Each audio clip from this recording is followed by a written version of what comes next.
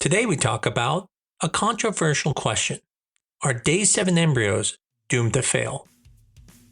I'm Dr. Mark Amols, and this is Taco Bout Fertility Tuesday.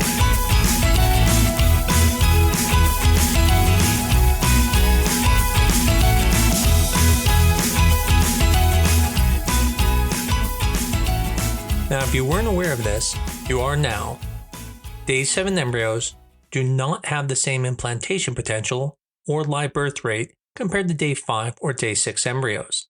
Now, this isn't the controversy. This is already known and has been known. The real question is, should we be freezing Day-7 embryos and transferring them? And why is their pregnancy rate lower? Why is their live birth rate lower?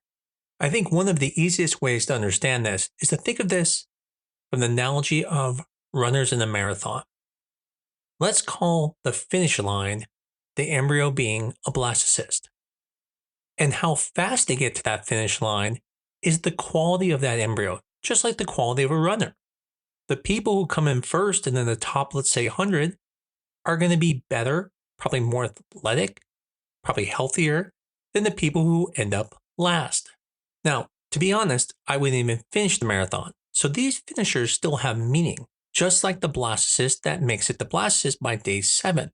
But on average, the people that are not as competitive are not going to finish first. They're going to be finishing later. And so in the same principle, the same thing is happening to Day-7 embryos. They're making it to the blastocyst stage. They're getting to the finish line, but they're taking longer to do it. And the reason it's taking longer is there are biological things going on that are making the embryo grow slower. So in this marathon analogy, think of it as the Day-5 finishers are the front pack runners, fast, resilient, and the most likely to win. The Day-6 finishers are still strong contenders, just a bit slower. But the Day-7 finishers are the late arrivals. They made it, and that's what matters, but statistically speaking, they don't win as often. So in the end, crossing the line matters, but the timing tells us something about the resilience and the underlying biology of those embryos, just like it would for those runners. So then it brings up the question, which is, what would make blastulation slower and lead to lower success? Well, one of the most common things is going to be chromosomes. We know that Day-7 embryos are more likely to be aneuploid, meaning abnormal chromosome numbers.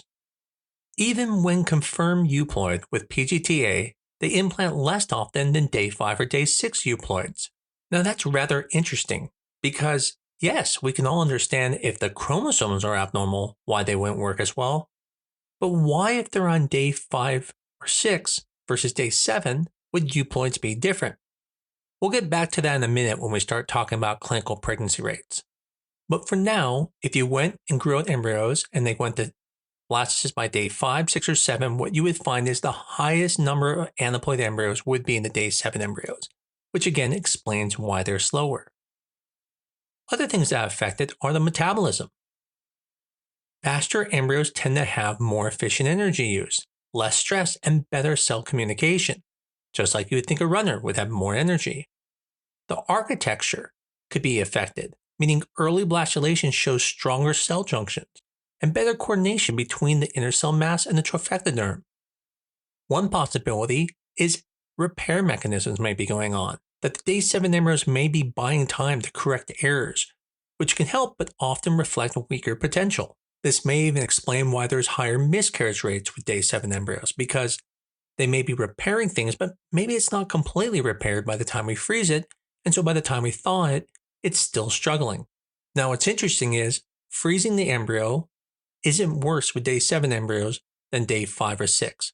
I'm not saying their pregnancy rates are the same. What I'm saying is that when you freeze a Day-7 embryo, it survives just as well as Day-5 or 6. So now we get to the clinical pregnancy rates, where I talked about, we would go in a little more depth about why Day-7 embryos don't work as well. So what are the odds for a Day-7 blastocyst? Well, it's about a third the odds of a Day-5 blastocyst, and less than half the odds of a Day-6 blastocyst. Now, when we're talking about live birth rates, we find that if you put a euploid single embryo you get about 68% for a day 5 embryo. And then again, this is average across the board. Now, for day 6 embryos, it's closer to 55%.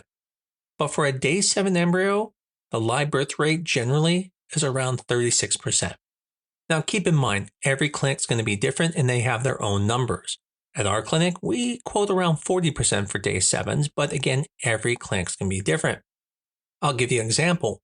Our day 7 embryo, as a group, didn't do as well until we started noticing that a certain group of day 7 embryos didn't do as well. Once we removed those, we started seeing a higher pregnancy rate for the day 7 in whole. So it's important for clinics to always look at their pregnancy rates and their live birth rates to make those adjustments. So as you can see, day 7 embryos do lag behind, but that doesn't mean they can't work. And this is where the history comes in that matters. Back in the early 2000s, most IVF labs stopped culturing at day 6. And if an embryo hadn't reached blastocyst by then, it was considered non-viable and discarded. Day 7 embryos weren't even given a chance. Now, it's important to understand that back then, we weren't as good at culturing embryos out to day 7. So a lot of them didn't even make it. But this all started to change in the late 2000s. A 2008 case report described a twin pregnancy from 3 frozen thawed day 7 embryos. Suddenly, the assumption that too late means no chance was being challenged. Then, in 2010, 2 innovations changed the practice. 1, better lab systems. Now, the incubators, the culture media allowed safe growth to day 7. The second, vitrification. Now, all of a sudden, fast freezing made it possible to preserve any good blastocysts, even on day 7, with high survival rate. And this is because there was less stress on the embryo with vitrification versus the slow freezing method in the past. Around this same time, freeze-all cycles became the common. So labs weren't pressured to transfer fresh embryos on day 5. They could watch embryos longer, freeze them, and then pick the best embryo to transfer in the future. This also meant that some late bloomers could be frozen. By 2020, the consensus had completely shifted. The meta-analyses were confirming that while the prognosis was a little poor with day 7 embryos, they do not support the discharge of slow blastulation embryos. In non-medical terms, they were saying, don't discard the embryos just because they're day 7. And now it's the common practice for most clinics to watch the day 7.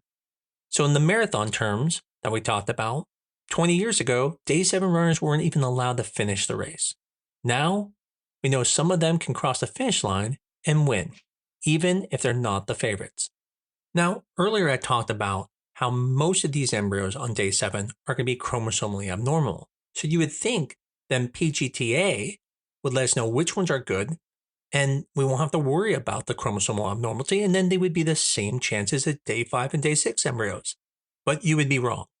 And what we find is, yes, a euploid day 7 is going to do better than randomly selecting a day 7 embryo that wasn't tested. But what we find is it's still far behind a day 5 embryo that's euploid.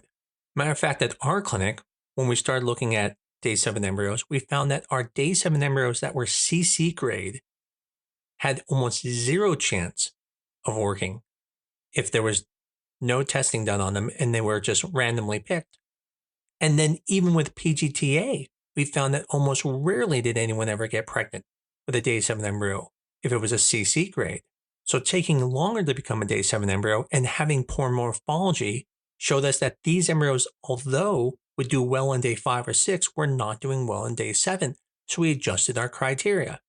But the point here is PGTA cannot fully erase the disadvantage of slower development. Timing itself carries some type of biological meaning. And if you think about it, it just makes sense. It's going slower because it's struggling. And I've brought up this concept before. If I'm going to die in 10 days and you freeze me for 10 years, when you thaw me, I'm still going to die in 10 days. You just postpone my death. And so when we see these embryos on day 7 and then we freeze them, are we just postponing their death? Were they maybe not going to make it anyways? Now, although we don't have the full answer to that, we do know they do have lower implantation potential and lower live birth rates. But what I would tell you is, 40% is still pretty dang good.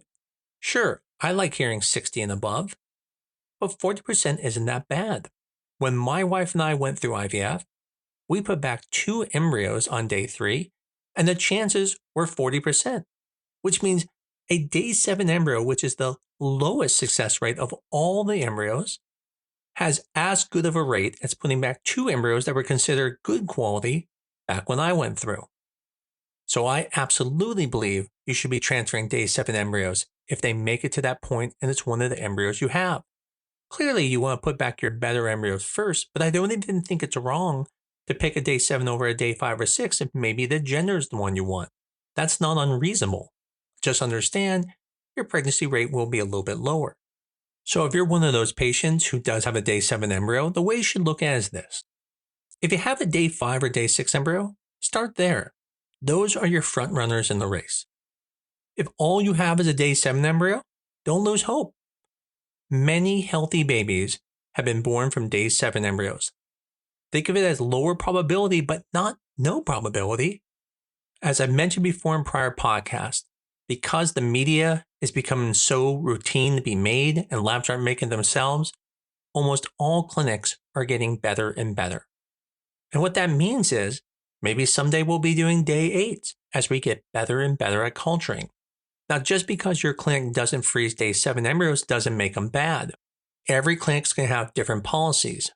But if yours does freeze by day 7, then that may be just another opportunity for your embryo to have a chance.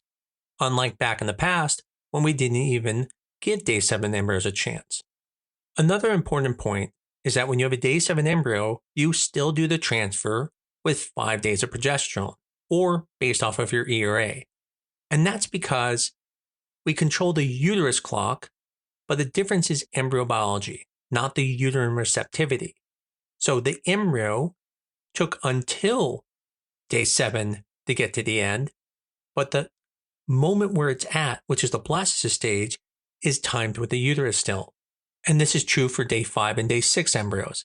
The stage at what they're at is when we're putting in the uterus, but we don't adjust the progesterone just based off of the day that they're frozen on. So we go back to the original question. Are day 7 embryos doomed to fail? Absolutely not. But they're late finishers in the marathon. Less likely to win, yet still capable of a victory. The point is, if you're holding on to a day 7 embryo, it's hope worth holding on to. If you or someone you know has a day 7 embryo, let them know about this podcast. It might help alleviate some of their fears and maybe give them some insight they didn't have before. As always, if you like this podcast, please give us a 5-star review on your favorite medium. Tell your friends about us. And if you have an idea for a show, please let us know about it. You can send it to TBFT or Taco Bout Fertility Tuesday at newdirectionfertility.com. And I'll be sure to add it into my future podcast. But most of all, keep coming back. I look forward to talking to you again next week on Taco Bout Fertility Tuesday.